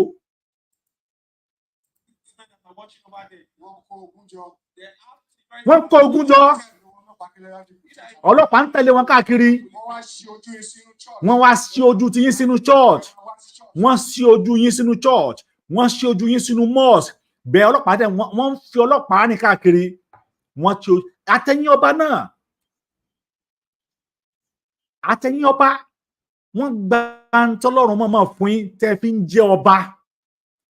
Ohun tọ́lọ́run fún yín tó yọ̀ǹda fún ìlú kọ̀ọ̀kan, ohun tí Ọlọ́run Olódùmarè tó yọ̀ǹda fún yín ìlú kọ̀ọ̀kan, ohun tọ́lọ́run tó yọ̀ǹda fún àdó, ohun tọ́lọ́run bá yọ̀ǹda fún yín pé mo fún yín ẹ̀yin Yorùbá, mo fún yín ṣẹ́. Ẹ wá jùjánù. ẹ jù dànù ẹ wá ń kú ní kúyà ẹ wá ń pa yín nípa àyà. Mi ò dẹ̀ bú ẹ̀yin ọba yìí o, mi ò bú ẹ̀yin ọba yìí o, afọbajẹ ti ń gba dọ́là o, Ifá ti ń gba dọ́là o, torí pé n tó bá yẹ kẹ́ ẹ ṣe tẹ́ ẹ ṣe, àwọn ọba yìí ò ní wọ́pẹ́ bíi. Kí ló dé tí ẹ̀yin afọbajẹ tẹ́ ẹ ronú yín wò, torí pé ẹ̀yin lẹ́ padà wá gba èpè tó pọ̀ jù.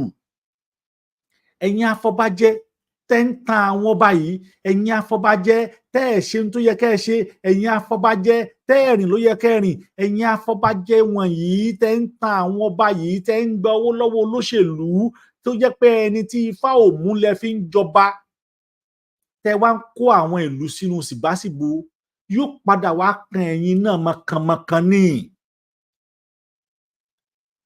Ẹ gbọ́n tí pásítọ̀ yìí ẹ gbọ́ bó ṣe sọ̀rọ̀ lọ. Wá sí church, so you can be coming to church. Tẹ́ bá fẹ́ kú kẹ́ kú. You want to die, you can even die. Àbí? Is that all? No. Àwọn ọmọ jọ tèmi. Èmi sọ fún yín báyìí. Ẹ má ṣe òmùkà. Don't do. Ẹ má ṣe ọjọ́ máa bá tèmi ọ̀jẹ̀. Don't do things that will destroy. Ṣùgbọ́n fífi tí mo kóòtù fún yẹn. Ẹ lọ kà á. Mo tó bá yẹ kẹ́ ṣe. Ẹ ṣe. Wọ́n ti kóòtù Bible fún yín. This is the time. Àkókò nìyí. Ohun tó bá yẹ kẹ́ ẹ ṣe, ẹ lọ ṣe. Àkókò òun nìyí, ohun tó bá yẹ kó ní kálukú ṣe, ẹ lọ ṣe, because tá a bá ṣe, wàhálà ti wọ̀lú. Wàhálà tó serious, wàhálà tó ní kìmí, wàhálà tó gbé Indomie lọ́wọ́. Wàhálà tó kí ni o, wàhálà tó gbé Indomie lọ́wọ́ ti wọlé dé, wàhálà tó wúdì ti wọlé dé. Ọlọ́run á ṣàánú fún wa o. Ọlọ́run á ràn wá lọ́wọ́ o. A ní dààmú o. À ń pariwo, ẹ dákun ẹ dábọ̀. Pánsá ò fura, pánsá já. Ajá ò fura, ajá jìn. Bí onílé ò bá fura, olè á máa kóru lé bẹ́ẹ̀, ẹ já fura. Ọmọ Yorùbá, agbára ń bẹ lọ́wọ́ Yorùbá, ohun tí Yorùbá fi ń lo agbára wà, ohun tí Yorùbá fi ń ṣe Yorùbá, tá a fi ń jọmọ Yorùbá ń bẹ lọ́wọ́ wa. Kí ló dé tá a sì ń wòran táwọn nǹkan wọ̀nyí sì ń lọ mọ́ wa lọ́wọ́?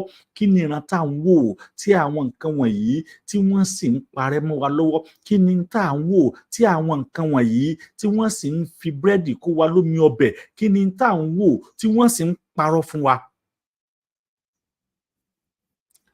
Ó dọwọ́ èmi àti yín o. A ní bógun lọ o. Olódùmarè yóò ràn wá lọ́wọ́ o. Olódùmarè yóò ṣàánú fún wa. Ara àánú gbà o. Àánú yóò sì wá wá rí o. Ẹ wò ó, ibí yìí òun náà ni màá fi àdàgbẹ tòní rọ̀ sí lágbára Ọlọ́run. Ẹ tún pàdé mi láàrin wákàtí mẹ́ta. Mo sọ pé lónìí a ní ọ̀pọ̀lọpọ̀ program tí a ti là kalẹ̀ tí a fẹ́ ṣe lónìí. A sì ṣe gbogbo wọn lágbára Ọlọ́run.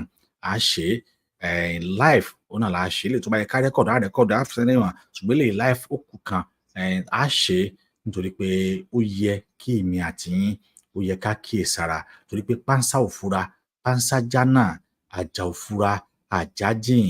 Onílé tí ò bá fura olè ó kó. Ilé wa tá a fura olè ti ń kó wa, olè ti ń kóran Yorùbá. Àjòjì yìí jọ̀wọ́ gan-an ni adífálà. Mo dẹ̀ kìlọ̀ o. Adífá orúkọ máa tó wà ní Èkó yìí tó dífá yìí.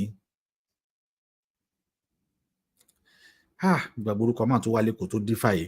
Ó dífá, ó ní ogún tí ó ní àjòjì ó kóran Yorùbá. Ṣé kò tí wá máa ṣe báyìí? Ṣé kò tí máa ṣe? Àwọn ọba wa ni wọ́n ń pa nípa púpà yìí. Àwọn ọba wa ni wọ́n ń dẹ̀mí wọn légbodò yìí. Olódùmarè yóò ṣàánú wa o. Ẹ wò ó, ibí yìí òun náà ni a ó fi àdàgbà tí ètò nírọ̀ sí. Òní àṣẹ ọlọ́bẹ̀ ṣe. Ẹ̀yin tí bá wa jẹ́ ẹ kú àìbínú títí di ìgbà míì tèmi àti yín tá a tún máa pàdé. Àní fi ikú, àní fi yára wa, àdẹ̀ní rí ogun àsáré pé láṣẹ Olódùmarè. Aburú kéré tóbi kò ní tọ́ sí ẹnì kọ̀ọ̀kan wa. Ìbànújẹ́ ò ní kàn wá, agbára Ọlọ́run. Nàbọ̀ Ọlọ́run á sì ṣe àṣeyẹ eléyìí tí alákàn tó ń ṣe po lágbára Elédùmarè mo kí Àkàlàmàgbò àti gbẹ̀yìn tẹ́lẹ̀ ṣètò lónìí lágbára Ọlọ́run ohun àwọn eré náà ni a máa bára wa ṣe. Elédùmarè yóò kú ṣàánú fún wa, yóò ràn wá lọ́wọ́, yóò sì fi ìṣọ́ ẹ̀ yóò sì fi ṣọ́ wa. Ẹ ṣé púpọ̀, ó dàbọ̀.